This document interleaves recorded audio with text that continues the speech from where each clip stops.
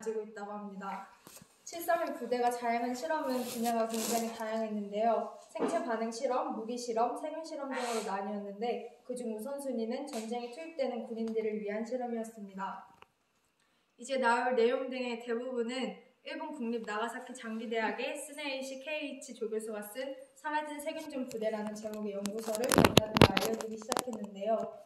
일본은 남방에서도 전쟁을 벌였지만 만주 등 추운 지방에서도 전투를 수행해야 했기 때문에 이런 추운 지방에서 가장 우려되는 것은 동상에 대한 피해였습니다. 그래서 몸의 세포가 죽어가는 과정을 관찰하기 위해 임산부를 강제 동원해 몸의 일부만 얼리거나 실험체를 알몸으로 세워두고 물을 뿌리면서 온도별로 얼마나 빨리 몸이 얼고 동사하는지 실험했습니다. 그리고 손이나 발을 얼려서 뜨거운 물에 넣었더니 살이 터지면서 살점이 모두 흩어지고 뼈가 앙상하게 남았다는 실험 내용도 있으며 얼린 손발을 도끼로 때렸더니 얼음 조각처럼 부서졌다는 내용도 있습니다.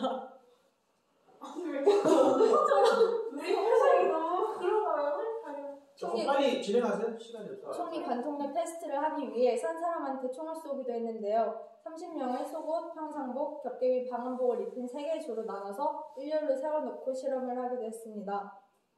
그리고 사람이 어느 정도 압력까지 버틸 수 있나 실험하거나 원심 분리기에 사람을 넣고 돌리기도 했는데 여기서 얻은 결론이 인간의 몸은 70%가 물이었다라고 합니다.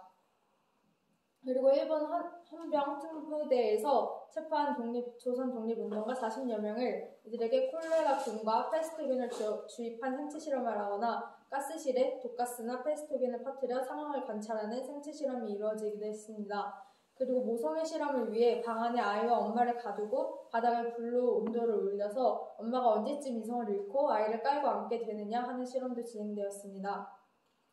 그리고 바닷물이 생리식염수를 대체할 수 있는지 바닷물을 주사하는 실험도 있었는데요. 당시 후쿠오카 형무소 수감자의 증언에 따르면 의무실 같은 데로 데려가서 의문의 주사를 맞았다는 증언이 있었는데 이 실험으로 우리가 잘 아는 윤동주 시인이 사망했을 가능성이 있다는 이야기가 제기되었습니다.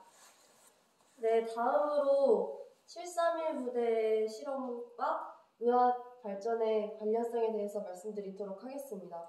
먼저 이 731 부대에 설립한 사람이 이시히시로라는 사람인데요. 먼저 이 이시히시로는 교토 제국대학 의학부를 수석으로 졸업하고 세균학과 예방의학을 연구했으며 일본에서 기면성 뇌염을 유행됐었는데 이 질병의 원인이 바이러스라는 사실을 밝히는 데 중요한 역할을 담당하면서 굉장히 의학적으로도 지식이 높은 사람이고 이를 이용해서 이제 일본의 무기와 관련된 그런 가치관들을 형성하게 되었는데요. 먼저 이시히시로는 주장합니다.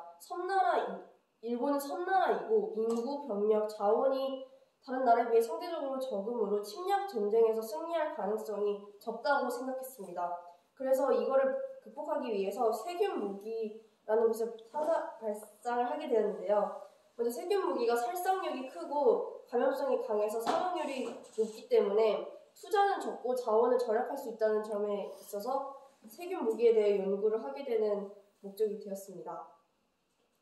먼저 이렇게 앞서 말씀드린 것처럼 다양한 실험들을 하면서 의학 발전에 기여했다는 점이 제기되고 있는데요. 먼저 731 부대의 생체 실험에 관련된 사람들에게 박사 학위를 수여했습니다. 731 부대에서는 여러 논문을 작성했었는데 이 논문을 학위 논문으로 제출을 했었고 그리고 여기에서 패스트균의 염색법이나 이질균의 분류 방법, 장기 손상 후유 장애에 대한 논문 등이 발표가 되었고 이를 통해서 731 부대의 생체 실험이 인권 유린이 아니고 의학 발전의 결과를 인식하고 있다는 아주 부정적인 인식이 조금 있었고요. 이에 대한 사례로는 인간을 원심 분리기에 넣어서 사망할 때까지 돌린 다음에 이를 통해서 인체를 구성하는 물질의 70% 이상이 물이라는 사실을 알아냈다는 점에 있어서 의학과 이 731 부대의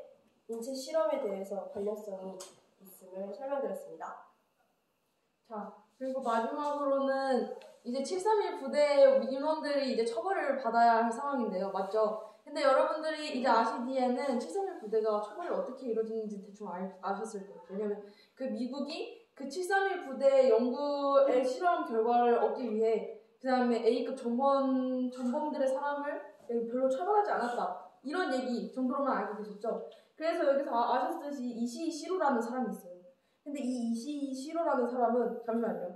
그래서 이 이시시로는 설립했다 그랬잖아요. 이 731 부대를. 그래가지고 좀 정보들을 이시시로가 거의 다 갖고 있을 거란 말이죠. 그래가지고 이 이시시로의 그 연구 결과를 얻기 위해 미국이 이제 처벌을 안 해. 왜냐면 난 이 결과를 받아야 되니까. 그래가지고 이렇게 해서 이 이시시로를 처벌하지 않고 또 어느 만행을 저지른다. 그 25만 원을 이시시로에게 줘요. 이시시로가 미국에게 주는 것이 아니고 이시시로에게 미국이 25만 원을 주게 됩니다. 근데 이때 당시 25만 원은 공무원 4년치 연봉으로 되고요. 그 4년어치 연봉입니다. 4달이 아니라.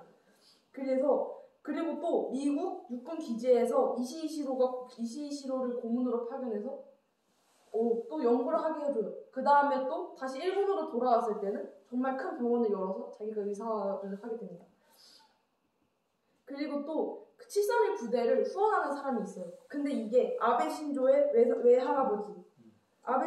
외할아버지인 기시 노부스케 A급 전범용의자 도쿄 재판 이시시로 직속 상관이자 후원자입니다.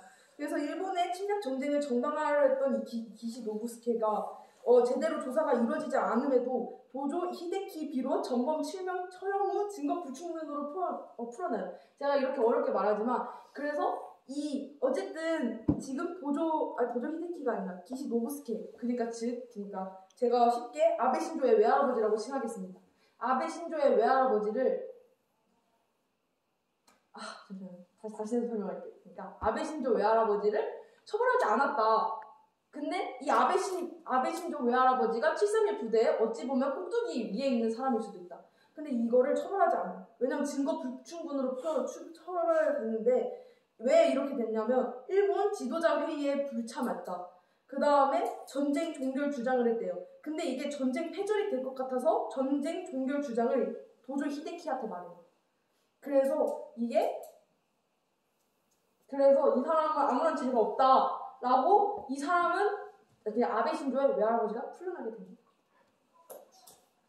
그리고 또 미국의 입김의 힘도 있어요. 이 사람이 증거 불충분으로 풀려나는 계기가. 그래서 주일 미국 대사가 기시 노부스케의 친리적으로 활용하자. 그래서 제56대 총리 미국과의 동맹으로 총리 자리에 오르게 돼요. 그리고 또 있어요. 그리고 또 이제 731 부대 인원을 소개할게요. 이제 아베 신조의 외할아버지는 일단 저리 치워두고 28명이 총 기소가 되는데 이때 나가오 오사미, 마스오카 요스케, 오카와 슈메이라는 이 3명의 사람은 정신 이상 질환으로 3명이 제외가 돼요. 판결에서. 그리고 또 16명이 종신형을 받게 되는데 이 16명이 종신형이 됐지만 마무리하시죠. 시간이. 한 명은 20년형을 받고 다른 한 명은 7년형을 받고 그 다음에 여기 중에서도 또 사형 선고를 7년을 받게 되는데 근데 여기 또 종신형을 받은 사람이 또 거의 다 풀려나게 돼요. 그래서 기시 노부스케는 총리직을 오르고 1년 뒤 종신형 A급 전범 전원 감형이었네요. 감형입니다. 박수. 감사합니다.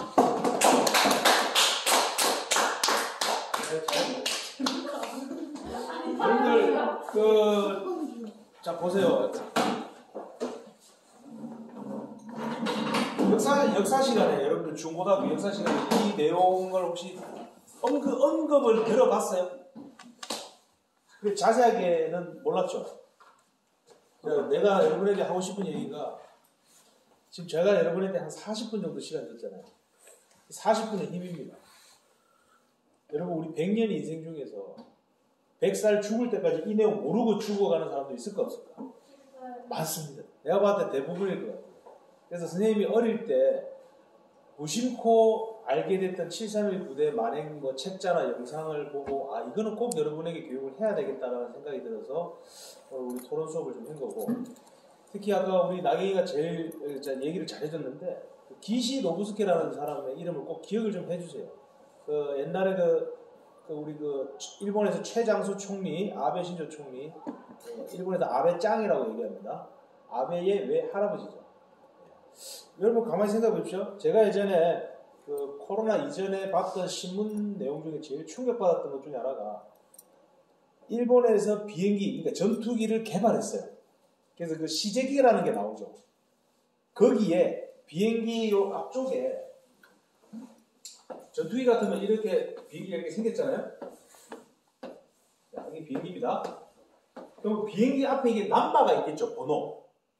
여기 앞에 번호가 731 딱 돼 있는 거야. 그래놓고 아베 신조 총리가 여기 딱 비행기 탑승해가지고 총리니까 딱 이렇게 자기 일본이 비행기 만들었대. 이런 개떡 같은 사진이 나온 거야.